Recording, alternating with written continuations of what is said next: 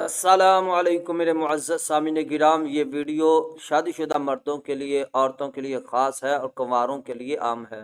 آج میں اس ویڈیو میں بہت اہم مسئلہ بیان کرنے والا ہوں۔ وہ مسئلہ یہ ہے کہ جب بیوی کو حیض آ جائے اور حیض کا خون آنا بالکل بند ہو جائے، کیا خاوند اپنی بیوی سے غسل سے پہلے جماع یعنی مباشرت کر سکتا ہے، ہم بستری کر سکتا ہے، یا غسل کے بعد کرے گا؟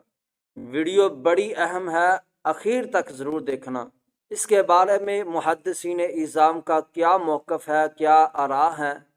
آئیے بلا تاخیر اپنی ویڈیو کی طرف بڑھتے ہیں۔ ویڈیو شروع کرنے سے پہلے آپ سے ایک چھوٹی سی ریکویسٹ ہے کہ اگر آپ نے ابھی تک ہمارے چینل کو سبسکرائب نہیں کیا تو سب سے پہلے سبسکرائب کر کے بیل آئیکن کو پریس کر دیں۔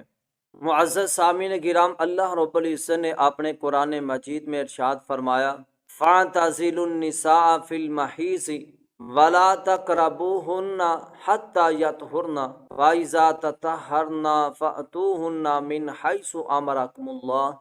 اللہ رب العزت نے ارشاد فرمایا کہ جب بیویوں کو حیض آ جائے، عورتوں کو حیض آ جائے تو علیحدگی اختیار کیجیے، جب تک وہ پاک نہ ہو جائے ان کے قریب بھی نہیں آنا۔ جب وہ مکمل طور پر پاک ہو جائیں تو اس طرح آنا جس طرح اللہ رب العزت نے تم لوگوں کو حکم دیا ہے۔ میرے بھائیو، اس قرآن کی آیت میں اللہ رب العزت نے ارشاد فرمایا حتیٰ تطہرنا، اس سے مراد خون کی بندش ہے۔ فائزہ تطہرنا، اس سے مراد پانی کے ساتھ طہارت حاصل کرنا ہے، پاکیزگی حاصل کرنا ہے۔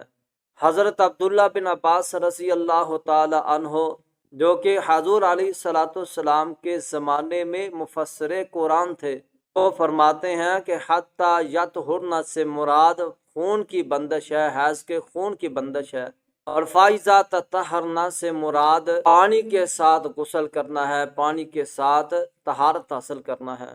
علامہ ابن کثیر رحمۃ اللہ علیہ نے اپنی کتاب تفسیر ابن کثیر میں ارشاد فرمایا کہ جب تک عورت غسل نہ کر لے یا تیمم نہ مجبوری کی حالت میں کر لے، خاوند کے لیے جماع کرنا حلال نہیں ہے، جائز نہیں ہے۔ جمہور محدثین اور امام مالک رحمۃ اللہ علیہ کے نزدیک جب تک وہ پانی کے ساتھ غسل نہ کر لے اس وقت تک اس کے لیے جائز نہیں ہے۔ اسی طرح حضرت مجاہد اور اکرمہ رحمہ اللہ علیہما وہ فرماتے ہیں کہ حیض کے خون کے بد ہونے کے فوراً بعد خاوند اپنی بیوی سے جماع کر سکتا ہے، بشرطے کہ جماع سے پہلے وہ وضو فرما لے۔ اسی طرح امام ابو حنیفہ رحمۃ اللہ علیہ فرماتے ہیں کہ اگر 10 دن گزر جائے تو غسل سے پہلے جماع کر سکتا ہے۔ اگر 10 دن سے پہلے ہی خون بند ہو جائے تو غسل سے پہلے جماع کرنا جائز نہیں ہے، غسل کے بعد کر سکتا ہے۔ امام ابن حزم رحمۃ اللہ علیہ فرماتے ہیں کہ غسل سے پہلے بھی جماع کر سکتا ہے، غسل سے پہلے بھی مباشرت کر سکتا ہے۔ علامہ ناصر الدین البانی رحمۃ اللہ علیہ بھی یہی فرماتے ہیں، ان کا بھی یہی موقف ہے کہ غسل سے پہلے جماع کر سکتا ہے، حلال ہے۔ لیکن امام شوکانی رحمۃ اللہ علیہ کے نزدیک جب تک وہ غسل نہ کر لے اس کے لیے جماع کرنا حلال نہیں ہے بلکہ حرام ہے۔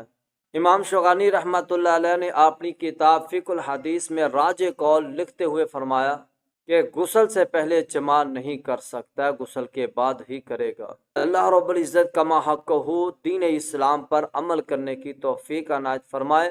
اگر ویڈیو پسند آئے تو ہماری ویڈیو پر لائک کر دینا اور زیادہ سے زیادہ اس بات کو شیئر کیجیے۔ جزاکم اللہ خیرہ، احسن الجزاء فی الدنیا والآخرہ۔